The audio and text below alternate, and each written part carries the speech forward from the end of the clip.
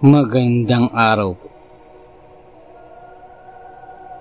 Sana po'y nasa mabuti kayong kalagayan.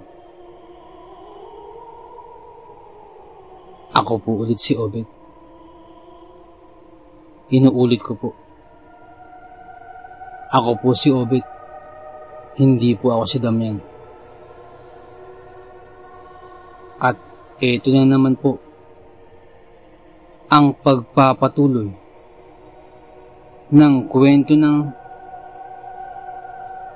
ang sabongero ng Campo Santo.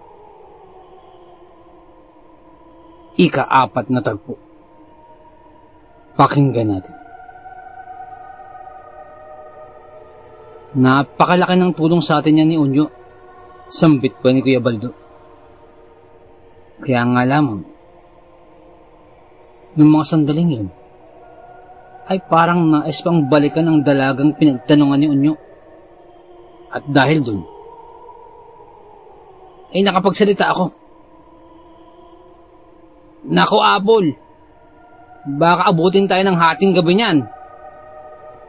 Sambit ko. Teka, bakit Apol ang tawag mo kay Unyo? Tanong ni Kuya Berto. Kasi Kuya Berto, yun daw ang ngalan niya. Sambit niya sa dalaga. Biglang napangisi sina Kuya Baldo at Kuya Berto nang marinig yun. Hanep ka boy. Apol na pala pangalan mo. Dagdag ko pa. At nagpatuloy na kami sa pagbiyahe. At nilikuan namin ang itinuro nga ng babae. Binalikan namin ang daan ngayon sa mga palubak-lubak na daan. Mukhang eto na nga ang daanan na hinahanap ko. Sambit pa ni Mang Delpin pagkaliko namin sa lubak-lubak na daanan. Mukhang naaalala ko na ang patungong paanan ng mayon. Dagdag pa ni Mang Delpin. At nagpatuloy na kami sa pagbiyahe. At binaybay nga namin ang lubak-lubak na daanan. At habang tinatahak namin ang bako-bakong daanan, ay hindi naman maalis-alis ang aking ngiti. Sapagkat natatanaw ko pa din ang kagandahan ng mayon. Habang tinatahak namin ang bako-bakong daanan. At tunay itong kaakit-akit. At talagang kamanghamanghang tanawin na handog ng kalikasan. Napakaganda ng mayon. At patuloy pa rin ang aming pagbiyahe. Yun nga lamang. Habang tinatahak namin ang daanan na yun, ay parang patungo kami sa liblib na lugar. Ilang sandali pa ay nagsalita na si Mang Delpin. Mga bata, lilinawin ko lamang sa inyo ha. Alam ko ang patungo sa paanan ng mayon. Subalit, hanggang doon lamang ang aking nalalaman. At kung saan mismo ang eksaktong bahay ng inyong tiyuhin, ay iyon ang hindi ko malalaman. At yun talaga ang kailangan nating alamin. Asa sinabi niya ni Mang Delpin, napatango na lamang kami nila Kuya Baldo at Kuya Berto. Dahil sa totoo lamang, ay maging kami, ay hindi rin namin yun alam. At ito ang unang pagkakataon ko na tutungo dito. At kung sakasakali, ay ito rin ang magiging unang beses naming makikita si Chong Alejo. Sambit pa ni Kuya Berto. Na sinundan naman ni Kuya Baldo. Tama po. Ito pong kauna-unahang pagkakataong makikita namin si Chong. Hindi ba Pijong? Dagdag pa ni Kuya Berto. Nang ilang sandali pa, bigla naman nagsalita si Unyo. Huwag po kayong mag-alala, Mang Delpin. Ako ang bahala. Magtatalong-talong tayo dyan. Sambit pa ni Unyo. At ilang sandali pa, ay may nadaanan kami na isang matanda. At nagsalita naman si Mang Delfin. O yan, Onyo. Nyo. Baka pwede nating tanungin yung matanda. Sambit pa ni Mang Delfin. Tama.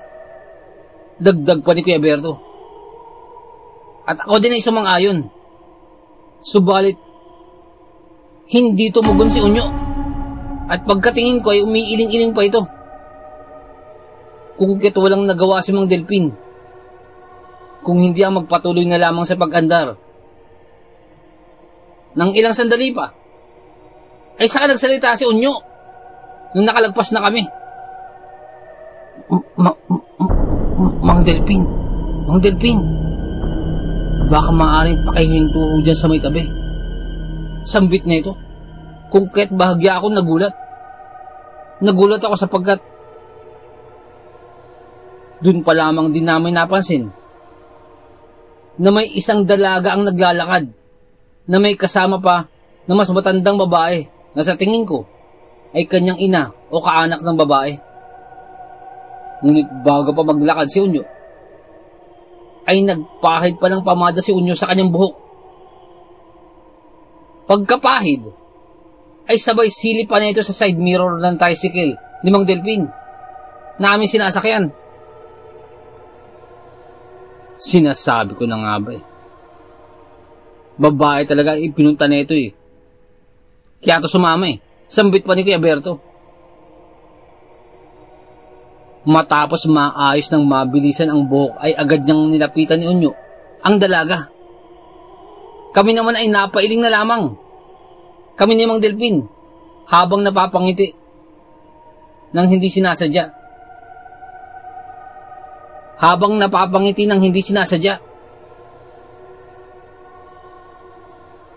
Kinausap ni Onyo ang dalaga. At sa tingin ko ay makalipas ang halos 10 minuto, ay saka pa lamang bumalik sa amin si Onyo. O ano? Anong sabi? O ano? O ano, Onyo? Anong sabi? Tanong agad ni Kuya. Ngunit hindi pa tapos magsalita si Kuya Baldo, ay agad nang sumagot si Onyo. Kuya Baldo, tandaan mo itong sasabihin ko. Napakaganda ni Gondina. Parang bagay na bagay kaming dalawa. Sambit pa ni Onyo. Si Chong Alejo, saan daw? Tanong pa ni Kuya Baldo. Ay, oo nga pala, Kuya Baldo.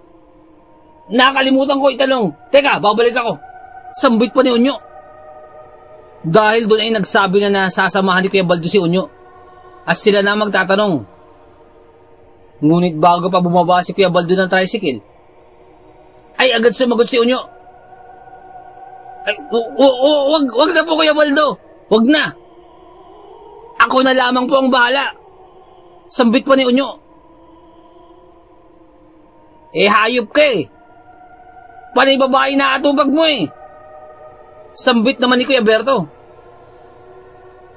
Kuya Berto, hindi ganun yun. Mali ang iyong pagkakakala. Kuya Berto, hindi ganun yun. Yan ay isang maling akala. Sambit pa ni Onyo. Nakakalimutan ko lamang talaga na tanongin ang bagay na yun. Kung kaya't agad na bumalik si Onyo. Ngunit sa pagkakataong ito, ay ako ang sumama sa kanya at sinundan ko agad siya. At itinanong nga ni Onyo kung saan ba nakatira si Chong Alejo. Ilang sandali pa ay may itinuro ang isang babae, yung mas nakatatanda. Si Mang Alejo ba? Dun kayo dumaan sa may pababang daan. At pag may nakita kayong bahay sa may tapat ng isang malaking puno, ay dun na yun. Dun yun banda. Sambit pa ng may katandaan na babae. Tama po yun. Ito po kasi dinadaanan ninyo ay paakyat na po ito. Paakyat na po ito ng mayon. Pataas na po ito. Sambit naman ng babaeng mas nakababata na tinanong ni Onyo nung una. Ngunit pagkasagot ng isang babae, ay bigla naman tumakbo pabalik si Unyo, pabalik ng tricycle. At ako na lamang ang naiwan. At dahil doon, ay ako na ang humingi ng pasasalamat sa dalawang babae dahil sa pagtuturo sa aming pupuntahan. Pagbalik ko sa tricycle, ay narinig kong nagbibida na naman si Unyo na kung gaano raw kaganda ang dalaga. Ako naman, itinanong ko si Unyo, Unyo, bakit hindi mo tinanong yung matandang babae? Siya ang nakakalam ng lugar. Dahil doon ay biglang tumahimik si Unyo. At sabay tingin sa akin. Yan ang babala ko sa iyo, Pidjong, na huwag kang basta-basta magtatanong kung kani-kanino. Sambit pa sa akin ni Unyo. Hay nako, Unyo, nang bababae ka lang talaga kaya ka sumama eh. Sambit pa ni Kuya Berto. Hindi po totoo yan, Kuya Berto. Kaya hindi ko tinanong yung matandang babae kanina.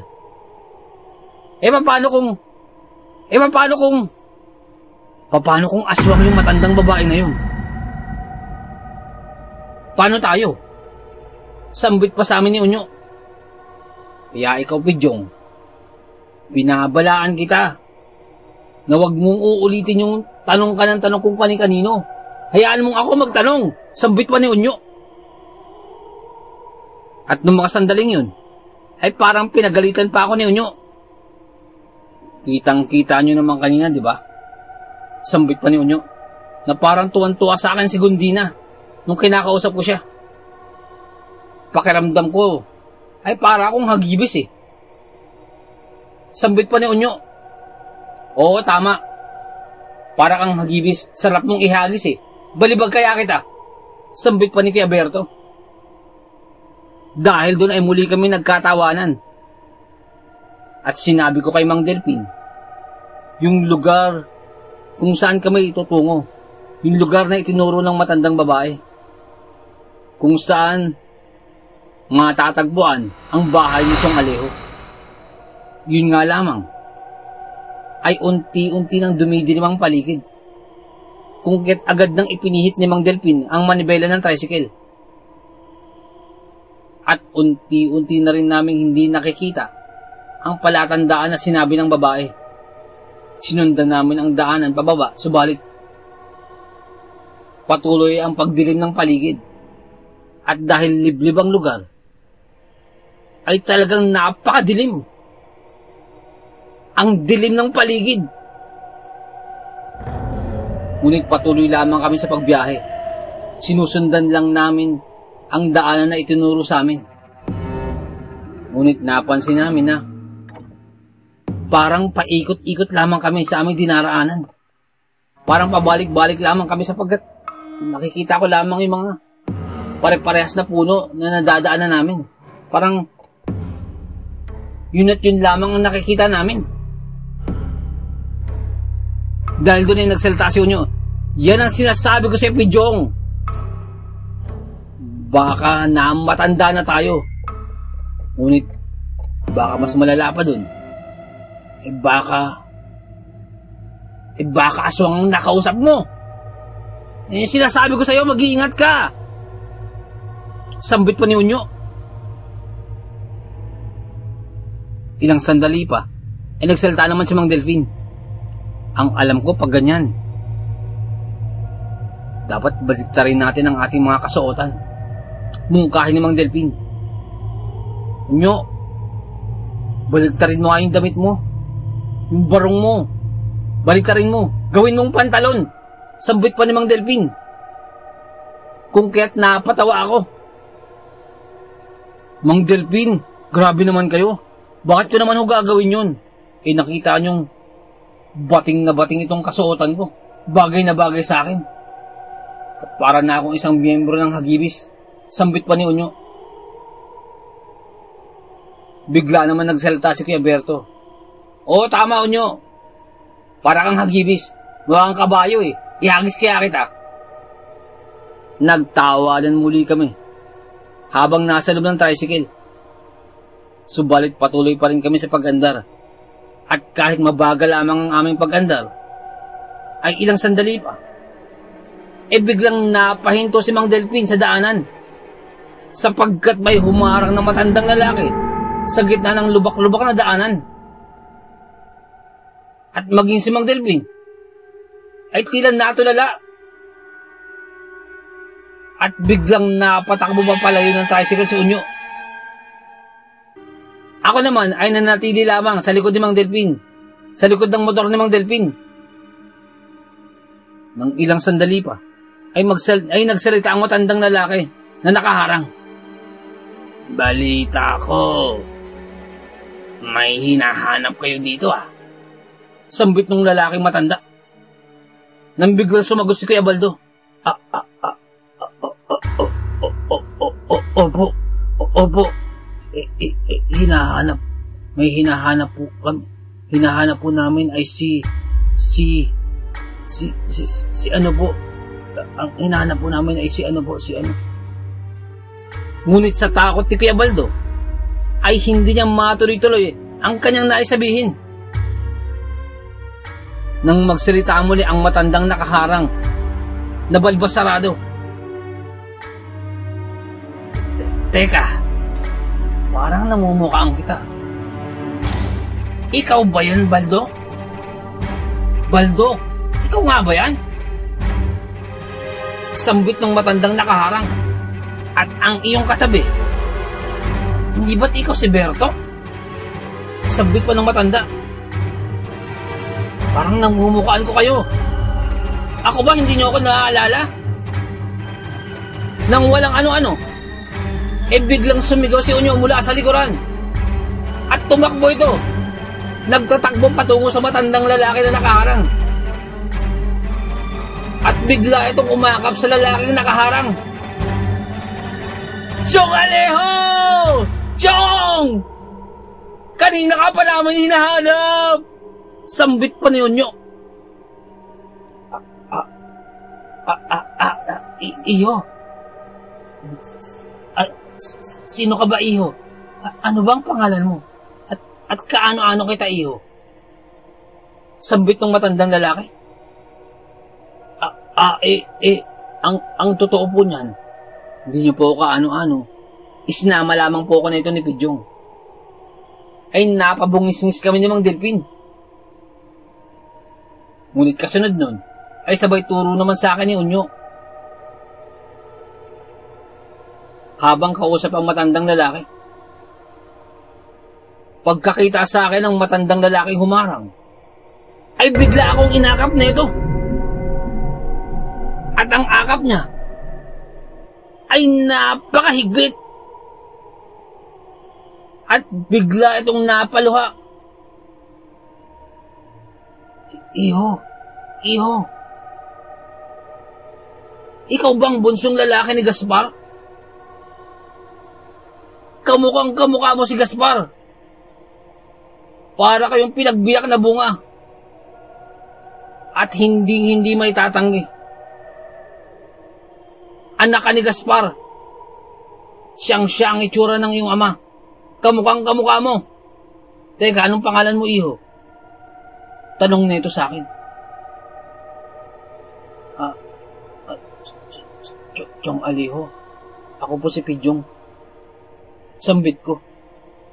Ngunit sa kabila nun, ay ramdam na ramdam ko ang pagmamahal ni Chong Alejo sa tindi ng kanyang akap sa amin. At sa kabila ng inabot kami ng dilim, ay sa wakas, ay natagpuan namin si Chong Alejo. Napasalita rin ang matandang lalaki. Mga pamangkin ko, buti at natagpuan niyo ako. Kayong mga anak ni Gaspar, laking pasalamat ko at nakapunta kayo dito sa amin. Sambit pa nito.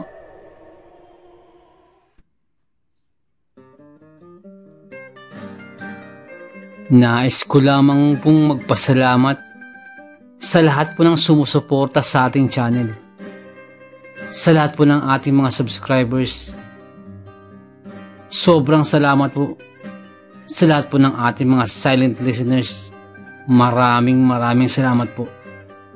At sobrang salamat din po sa suporta, sa pakikinig po at patuloy po na pagsuporta sa ating channel. Lalong-lalo na po sa mga matatagal na pong tagapakinig ng ating channel. Mga OFW listeners po na mula po sa iba't ibang panig po ng mundo, maraming salamat po. Ganun din po sa mga listeners po natin na mula po sa iba't ibang panig po ng kapuluan po ng Pilipinas. Maraming salamat po. At ganun din po sa mga nagpapadala po ng mga kwento po sa ating channel po. Maraming salamat po sa inyo. Sobrang laking pasasalamat. At sa kabila po ng pagpapahinga po natin ng matagal-tagal, ay patuloy pa rin po ang inyong suporta. Maraming salamat po. Nais ko lamang pong i-shoutout si Ma'am Annabel Apruebo. Pasensya na po at hindi ko po kayo na-i-shoutout agad, ma'am. Shoutout po sa inyo, maraming salamat po. Ganun din po kay Boss Baby Langka, maraming salamat po. Kay Ma'am Annie Viloria, maraming salamat po. Kay Ma'am Mary Asilar, dyan po sa may UK, maraming salamat po. Kay Ma'am Janet Verga, dyan po sa may Qatar, maraming salamat po. Kay Ma'am Liza Arcega, maraming salamat po. At shoutout din po sa Manhattan Hamburger and Restaurant, dyan po sa may Bocandalia 3, Imus, Cavite, maraming salamat po. Shoutout po sa inyo. Kay Boss Fernando Marcos, dyan po sa may Antipolo, maraming salamat po. Kay Ma'am Christy Harm, dyan po sa may Hamburg, Germany, maraming salamat po. Kay Tata Estong Nestor Bauyon, dyan po sa may London, England. Kay Boss Hads, dyan po sa may Saudi, maraming salamat po. Shoutout din po sa mga kaibigan po ni Boss Benji, na Boss Rudy The Boy Valera and family, Ma'am Ritz Consulta and family, kay Boss Sir Christian Vergara and family, kay Eman Cueto and Ariel Cueto and family, kay Boss Rodelio Jelay Maglinaw and family, kay Boss Ted Williams Amutan and family, shoutout po sa inyo. Kay Boss Fasio Hernandez and family, shoutout po. At sa Dangkalan family, at sa 3 angels po ni Boss Benji na sina Eliza Bryce, Alia Briel, Olivia Norin Elise, at sa wife po ni Boss Benji na si Ma'am Maylin Dangkalan, shoutout po sa inyo. Maraming salamat po. Sobrang salamat po sa suporta. Kay Boss Carmelo Aroy, boss, shoutout po. Kay Boss Malvin Esguera, shoutout po sa inyo, boss. Kay Boss Miguel Doris Kibel, shoutout po sa inyo. Kay Ma'am Imelda Pasua, ma'am, shoutout po sa inyo. Maraming salamat po. Kay Ma'am Elizabeth Arnaiz, shoutout po sa inyo, ma'am. Maraming salamat po. Kay Ma'am Rosie de Mesa, ma'am, shoutout po sa inyo. Maraming salamat po. God bless po sa inyo at sa inyong family. Kay Boss Klein Henry C, shoutout po. Sa Villaruel family, dyan po sa may San Jose del Monte, Bulacan. Kay Boss Rene Villaruel, shoutout po sa inyo. Kay Boss Ariel Del Mundo, dyan po sa may Brunei, shoutout po sa inyo. Ingat po kayo dyan palagi. Ganun din po sa Pan de Pain Bake Shop at Trent Agusan del Sur. Ang shoutout po ito ay mula po kay Boss Robin Salvador, shoutout po. Kay Boss Marlon Bagunbon, shoutout po sa inyo, boss. Kay Boss Roel Mualia, shoutout po. Kay Boss Anton Nakan at kay Boss Norbayan Gumilong, shoutout po sa inyo. Ang shoutout po ito ay kay Boss, mula po kay Boss Jaino Din, shoutout po sa inyo. At kay Boss Jaino Din, dyan po sa may Saudi, shoutout po sa inyo, boss. Maraming salamat po at ingat po kayo dyan palagi. Shoutout din po kay Boss Jing Fensalida, ang ating silent listeners. Maraming salamat po sa inyo, boss. Shoutout po sa inyo. Kay Boss Michael Mojica ng Tagaytay, boss, shoutout po. Kay Boss Jonathan Alano, dyan po sa may Bicol, shoutout po sa inyo. Shoutout po sa inyo at sana po maayos lang po kayo dyan, lalo na po sa nagdaang bagyo po. Ingat po kayo dyan palagi. Kay Boss Joel Cabahog, shoutout po. Kay Boss Paul Adlaon, boss, shoutout po. Kay Ma'am Yolanda Ramirez, dyan po sa may San Jose del Monte, Bulacan, shoutout po sa inyo. Kay Boss Jobert Lasartan, shoutout po sa inyo. At sa may King Solomon Game Farm dyan po sa may Tawid, Maasin City, Southern Leyte, shoutout po sa inyo. Shoutout din po kay Igan Orgia dyan po sa may Tagkawayan, Quezon, shoutout po sa inyo. At sa mga taga Libutan, Mamasapan, Maguindanao, shoutout po sa inyo. Ang shoutout po ito ay mula po kay Boss Gino din, shoutout po sa inyo. Kay Boss Julius Apara, shoutout po. Kay Boss Ryan Pilaes dyan po sa may New Zealand, maraming salamat po. Isa po sa ating mga silent listeners, maraming salamat po, boss. Kay Boss Bernard Pineda, boss, shoutout po. Shoutout din po sa mga Catmon Boys dyan po sa may Makati. Ang shoutout po ito ay mula po kay Boss Rene Villarreal. Maraming salamat po. Shoutout po sa inyo.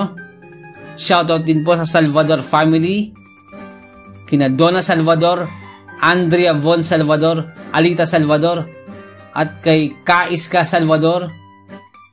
Mga silent listeners po natin dito sa may Pundisyon, Santa Cruz, Angat, Bulacan, shoutout po sa inyo. Ang pagbati po ito ay mula po kay Boss Randy Salvador. Boss, shoutout po, maraming salamat po.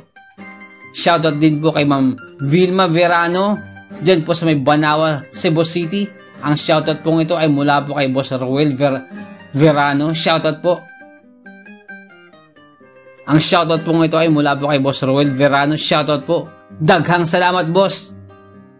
Shoutout din po sa family po ni Boss Aquila Misahon dyan po sa may Barangay Niogan, Pililla, Rizal. Shoutout po at maraming salamat po. Nais ko lamang pong i-shoutout si Boss June Tupas. Boss, shoutout po. Maraming salamat po. Nais ko lamang din pong i-shoutout ang asawa po ni Boss Val Dayot dyan po sa may Barangay Banban, Calinog, Iloilo. Maraming salamat po. Shoutout po sa inyo dyan. At sa mga hindi ko po nabanggit, pasensya na po. Sa next po na shoutout, i-shoutout po natin yan. Maraming salamat po ulit sa inyo.